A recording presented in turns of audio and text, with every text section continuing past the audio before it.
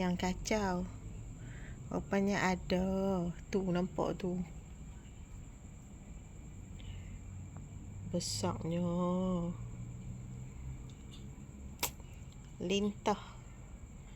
Saya tak tahulah pasal apa. Pokok saya memang lintah suka.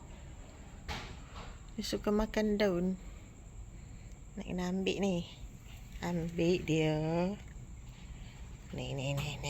Nampak tak? Okey, dan kita akan buang dia lah. Supaya dia tak kacau pokok-pokok lah. Ni ibu dia ni banyak ni.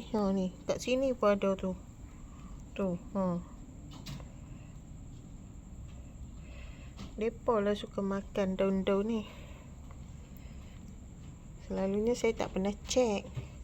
Waktu malam jarang saya cek. Rupanya daripada bersarang balik ni. Kena cek ni nanti.